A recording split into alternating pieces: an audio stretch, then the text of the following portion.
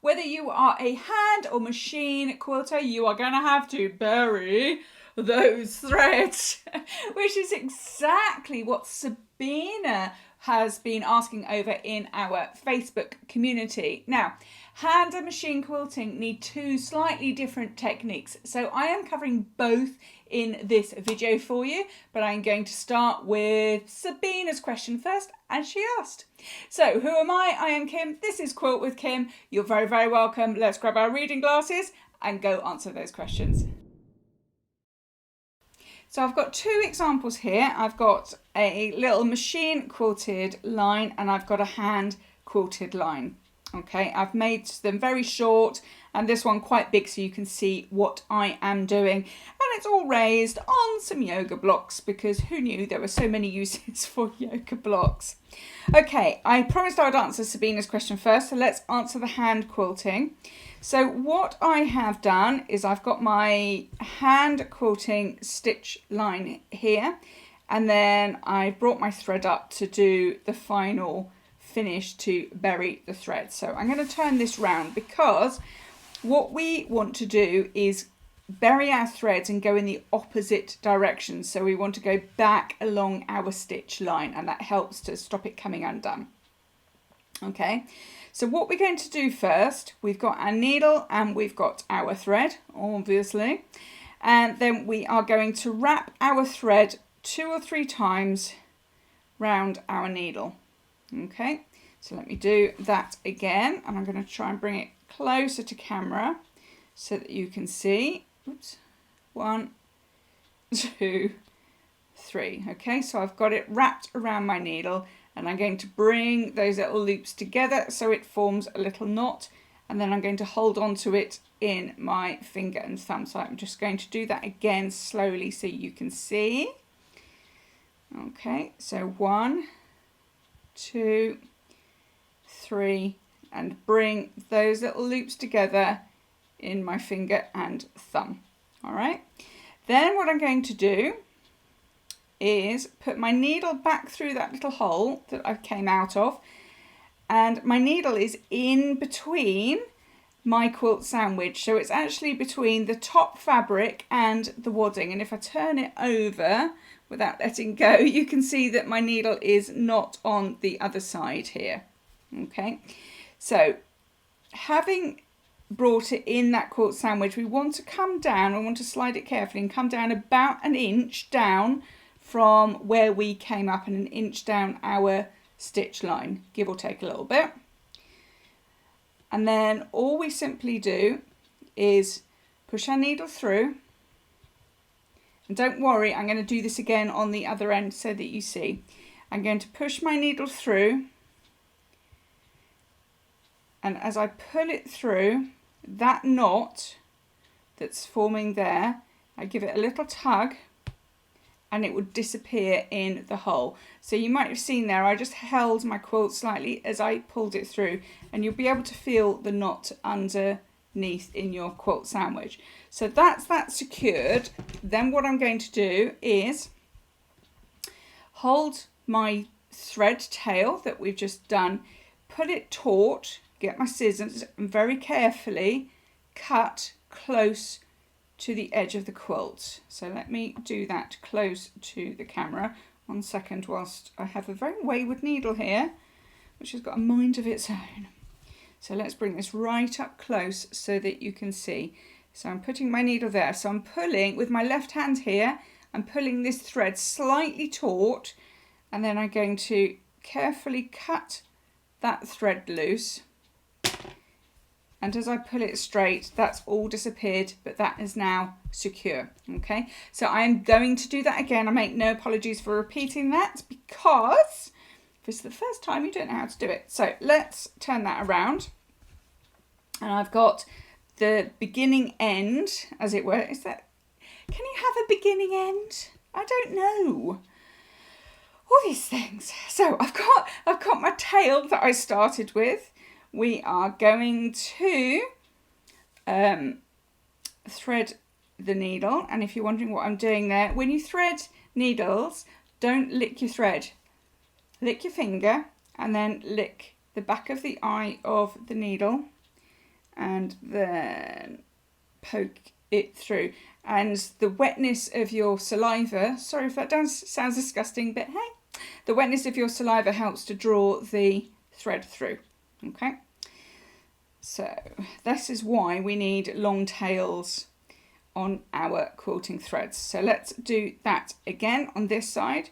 So we're going to go 1, 2, 3, round my needle. I'm going to pull it back onto itself to form a little knot, if you like. Okay, so those loops are close together. Let's start again. It's getting very wayward, isn't it? Okay.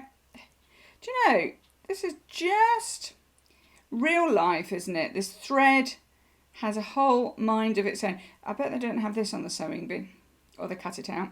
Right, 1, 2, 3. So 3 little loops round my needle. And I'm going to push them close up to my finger and thumb so I can hold them. And I'm going to go down through that first hole that I made, that first stitch. Can you see there? I'm going to go through that hole. I'm going to slide in between my layers, between that top layer and the wadding. I've still got hold of the knot between my finger and thumb here. I'm going to push through. And as I pull, that knot goes down that little hole and it disappears in there. I didn't have to tug that one quite so much. So it just depends really where you are. I had to tug a little bit on that side, but I didn't have to tug on that side. And then I'm going to do the same thing. I'm going to pull this taut. And as I carefully snip there, it'll sink down underneath between the layers, and that's it, all secure. So that is your how to bury your threads with your hand quilting. So I hope that's answered your question, Sabina. Now let's get on to do the machine quilting. So machine quilting to bury those threads is very slightly different because we've got a top thread and we've got a bottom thread, whichever way round this is. I should have said, by the way, that we do this on the back of our thread, back of our quilt, not the front of our quilt. But this is both the same, both sides. So, hey, you get the idea. You know you've got to finish off on the back. So this is the back of our quilt. Look, I'm human, I'm menopausal, I forget things, all right. All right, so this is the back of our quilt. This is our bottom thread, isn't it, girls and boys? And we're going to get that thread there. Okay, so our bottom thread. I'm going to do this close to the camera so that you can see. All right, so I'm going to get this bottom thread and I'm going to pull gently. And as I pull gently, you will find a little loop appear, and that is your top thread coming through. So I'm going to get my needle, and I'm actually going to use the eye end of the needle because it won't shred the thread. And I can't do this by looking in the camera, but I'm going to pick up that thread, that little loop. Okay, let's hold that right close up there. I've got my needle through that little loop that I've just brought up. And don't worry, I'm going to show you on the other end as well. And I'm going to pull that gently through. So now I have both my top and my bottom threads on one side, which is the back, don't we know? All right. So having done that, we've got our 2 threads. Now you want to try and be neat and tidy doing this. So you're going to be moving things around a little bit. I'm going to tie a half knot. What does that mean? It just means like you have a normal knot, but you're only doing one tie, okay? So let's get that there. In fact, I'm going to undo that and show you again so that you can see. All right. All right, so these are top and bottom threads. This is the top thread that we've pulled through, and this is our bottom thread. I'm going to do a half knot, just like you were tying shoelaces. That's all there is to it, but we don't want a bow on this. All right, so let's pull that down. So I've got a half knot, and we want to keep that secure.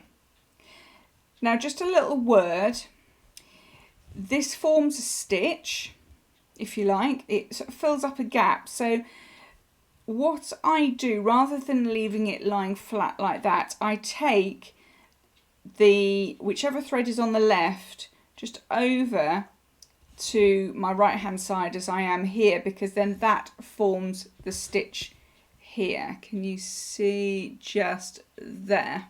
Okay, so let me take that back so you can see, and I appreciate I'm going into this in a bit of detail, but this will help you when you're doing it. So there's my knot as I created, which is sitting in the middle of that stitch there. And then what I'm doing is taking the thread that is on my left and I'm going to pull it over to my right, so in the direction of travel of my stitch line. And if I do that and then just very gently tug my threads, you'll find you have a nice continuous stitch line there, and when we bury the thread you won't have any gaps, because that's what happens. Sometimes you do, so we're trying to avoid that. Okay, now what I'm going to do is get one of the threads, it doesn't matter which one, and I'm going to thread my needle. So as before, lick the back of the eye of the needle and thread my needle.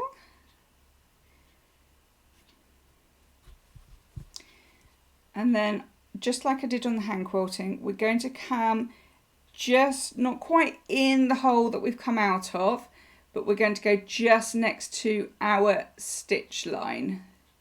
Okay, just there.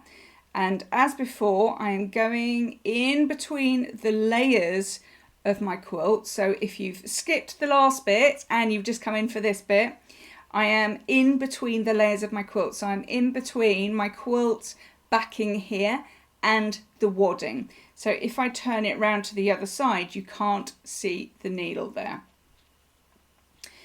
And I'm going down about an inch or so against the direction of the travel of my stitch line. So my stitch line will be going this way and I want to go back on itself. So I'm pushing that down there and I'm going to pull that through. And if I keep pulling, I can get the whole tail coming through that little hole. So that's what we've got going on at the moment. All right, then I'm going to do the same for this second tail here. Let's poke that through. So I've threaded my needle. And then the same thing again.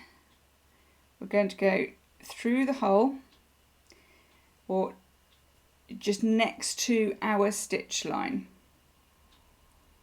just there, and we're in between the layers, and we're going to go down about an inch. Now if you can't come up that same hole as the other thread, it really does not matter at all. So I'm going to do this short so you can see it doesn't matter.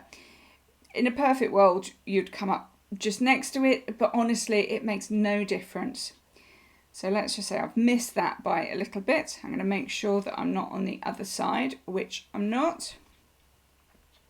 And the same thing again, I'm going to pull that thread through all the way. So now what I've got is my machine stitch line, my quilting line, and I've got my two tails, which have now gone from wandering about here to come up on their own little holes. And what I want to show you just before I do anything else, can you see here? Let's get this very close.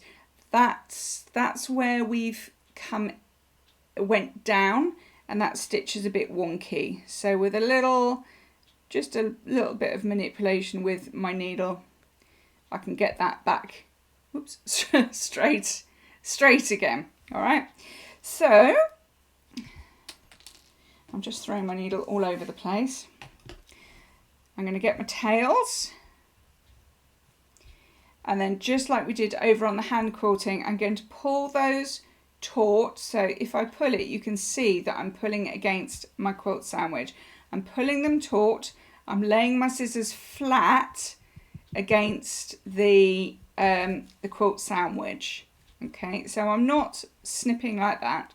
I'm snipping close to the edge. I don't want to get my quilt sandwich. What I want is to get the thread. So I'm pulling taut. I've got my scissors positioned flat, and as I cut, you'll see a couple of little holes. Let's get rid of those. And then as I pull that, those threads will have disappeared into your backing, and those little holes would just disappear in time, so don't worry about those. So I'm going to do that again on the other side to make sure that you are very clear on what you need to do. So first things first, we get this bottom thread, we gently pull, so we pull the bottom thread through. I have poked the needle into my yoga block, hey ho. So I've pulled it through just there. You can see the little loop. I'm going to get my needle. I'm going to put the needle in that little loop that I've pulled up. Pull it through. I'm going to tie a half knot. And we're going to do that. On one of my quilts, I spent a very sunny afternoon sitting under one of the trees in the garden to tie off or bury all my threads. It took me about 3 hours. It was quite a lot of thread. I did a lot of quilting on that thread. Okay, so I've tied the knot. I've got my threads over on the right now, so that the little knot bit is against the end of a stitch. Let's separate those threads up. You could, ostensibly, if you're wondering, could I do both threads in one go and thread the needle? Yes, you can. It's just a little bit more difficult. So practice this way first with one tail at a time, and then when you've got that mastered, have a go with the 2 threads. So let's thread that needle. I'm going into the fabric just next to my stitch line. I'm in between the layers. I'm going down about 1 inch. I'm making sure that I'm not on the other side, which will be my quilt top. I'm going to pull that tail through. I'm going to get my other thread to do exactly the same thing.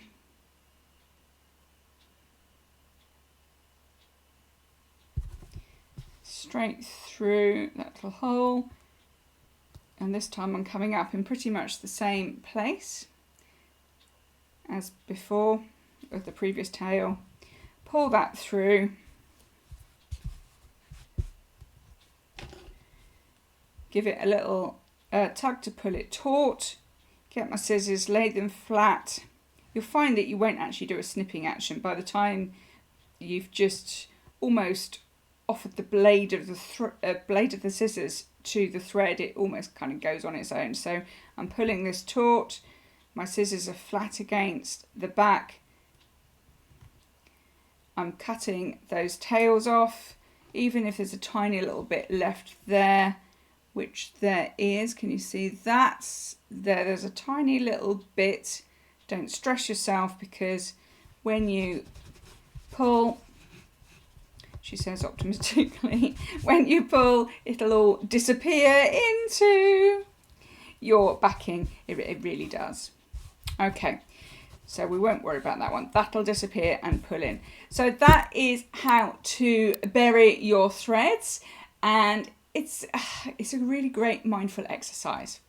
So whether you bury them as you go along or bury them at the end like I do, that decision is entirely up to you. But I hope this has helped, whether you are hand quilting or machine quilting. I hope that's helped you bury your threads. I will look forward to seeing you next time. Bye for now.